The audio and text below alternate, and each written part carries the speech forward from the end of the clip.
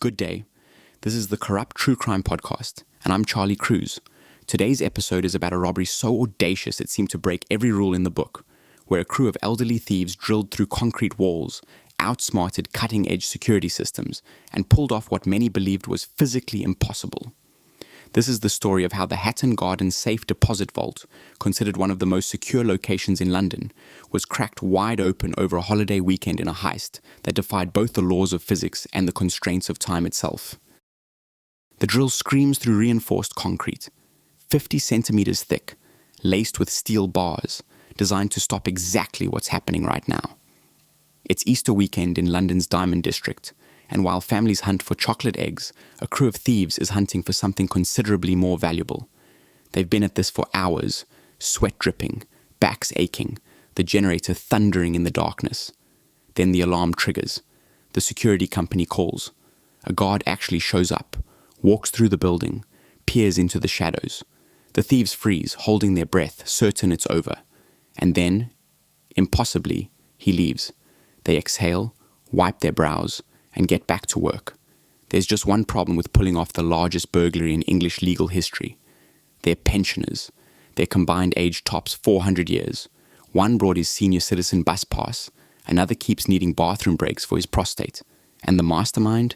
He's about to get stuck in the very hole they're drilling. This is the Hatton Garden Heist, and it's got everything a proper caper needs: meticulous planning, audacious execution, millions in diamonds and cash. Except the crew looks less like Ocean's 11 and more like residents of a retirement home, which makes what they accomplished all the more remarkable and what happened afterward all the more inevitable. The mastermind was Brian Reader, 76 years old, career criminal, cancer patient, and the kind of old-school thief who'd already pulled off one of the biggest gold robberies in British history decades earlier. They called him the Governor. He'd been thinking about retirement, the permanent kind, but spotted one last opportunity. The Hatton Garden Safe Deposit Company occupied an aging building in London's jewellery district, the kind of place where diamond dealers, jewelers, and people with assets they preferred to keep off the books stashed their valuables. Reader knew the security was outdated, knew the building would sit empty over the 4-day Easter holiday, knew the vault was loaded with goods worth millions, so he assembled a crew, not young athletes in their prime, mind you. These were men in their 60s and 70s, fellow veterans of London's criminal underworld who'd all done serious time. John Collins, 75, suffering from prostate issues. Terry Perkins, 67, diabetic, previously imprisoned for significant robbery. Daniel Jones, 60, the electronics specialist who knew alarm systems inside and out. Carl Wood, the youngster at 58. And the mystery man they called Basil, the only one whose identity remains unknown, presumably an insider who knew the building's vulnerabilities. The planning took months. Reconnaissance missions, studying the layout, timing the security rounds, identifying the weak point, an old lift shaft that could grant access to the basement vault. They rehearsed getting equipment in and out, mapped escape routes, prepared for a weekend of hard labor. Because here's what makes this different from your typical heist movie fantasy drilling through half a meter of reinforced concrete is genuinely brutal physical work. For men their age, it was borderline absurd, but Reader had done impossible things before, and the prize was too tempting. Estimates suggested they could walk away with tens of millions, so on the Thursday before Easter, they put the plan into motion. They entered during business hours, casual as you please, carrying bags and tools disguised as maintenance equipment, found their hiding spot, waited for the building to empty. Once everyone left for the holiday weekend, they had 4 days of uninterrupted access. The lift shaft got them down to the basement. They hauled in the drilling equipment, a heavy-duty industrial drill, a generator to power it, angle grinders, crowbars, the works. Set up their operation and started drilling. That's when problem one emerged. The drill was too large. They couldn't maneuver it through the access point at the angle needed to breach the vault wall. Hours wasted, frustration mounting, these elderly men realizing they'd have to leave, get different equipment, and come back.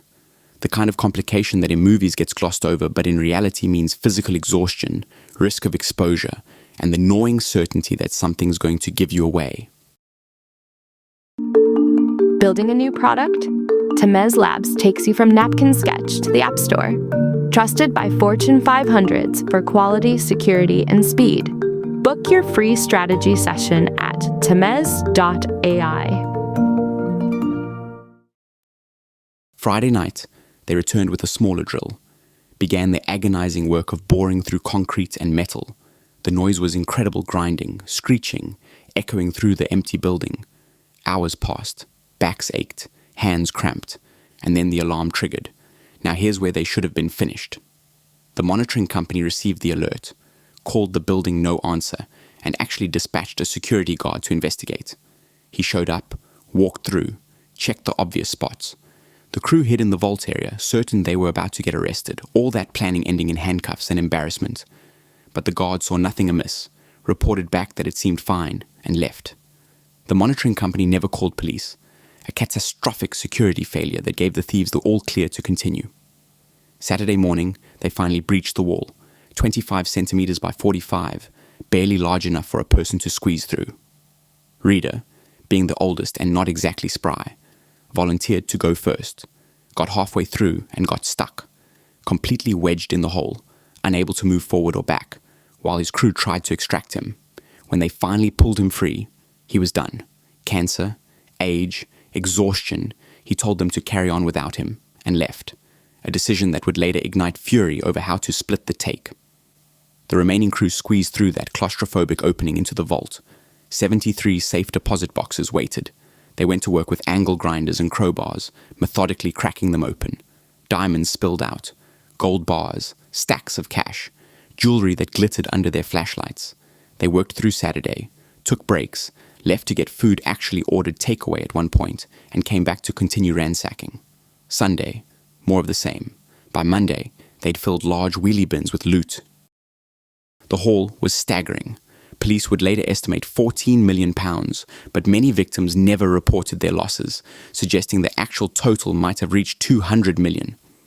Because when you're storing assets in a safe deposit box, specifically to avoid taxes or hide illicit gains, reporting that it got stolen creates its own problems.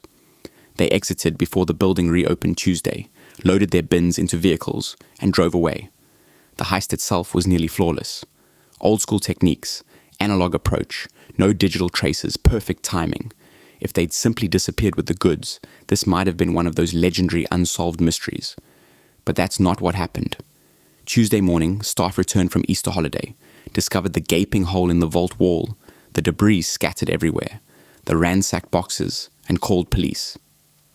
The Flying Squad Scotland Yard's elite robbery unit launched Operation Appy Day. They had a massive crime scene, but initially few leads. No eyewitnesses, no clear suspects, a 4-day window when it could have happened. But they had something the thieves perhaps underestimated: London's comprehensive CCTV network. Investigators pulled footage from every camera near Hatton Garden over the Easter weekend, started cataloguing vehicles seen repeatedly in the area at odd hours, white vans, cars that appeared multiple times. They ran license plates, cross-referenced with criminal databases, and began identifying possible suspects. That's when names started emerging. Career criminals with robbery histories, all elderly, several living in the same general area of North London. Oh, hey, friend. Do you like what you're hearing? Now you can have a ridiculously amazing podcast, too. Check out holler.studio to get yourself one today. Collins, Jones, Perkins, Reader. Police surveillance teams began watching them, and that's when the crew made their fatal mistakes. Because after successfully pulling off the burglary, they couldn't resist meeting repeatedly to divide the loot. Pub gatherings, parking lot rendezvous, conversations in vehicles about who deserved what share. And British police, suspecting they had their men, bugged those vehicles and watched those meetings. The recordings were damning. Arguments about Reader demanding a full share despite leaving early. Complaints about aching backs and medical issues. Discussions of converting gold into cash, where items were hidden, who brought what to the job. They incriminated themselves thoroughly, unable to keep quiet after successfully completing the crime. Decades of experience, and they fell for the oldest trap, talking about their crimes where authorities could hear. Police also traced their movements converting gold at shops, creating paper trails, identified locations where they'd stashed goods, including cemeteries, which became a running theme. One of the classic old-school hiding spots, burial grounds where you can dig without arousing immediate suspicion. 6 weeks after the heist, coordinated dawn raids hit homes across London. May 19th, police arrested Reeder, Collins, Jones, Perkins, and Wood, found bags of gold and jewellery in their possession, worth roughly £1.5 million, brought them in. The thing about brilliant schemes is that they are seldom brilliant enough, and no matter how clever you are, the house almost always wins. Now, if you enjoyed our show, tap that follow button and 5 stars in our ratings. Catch you next time.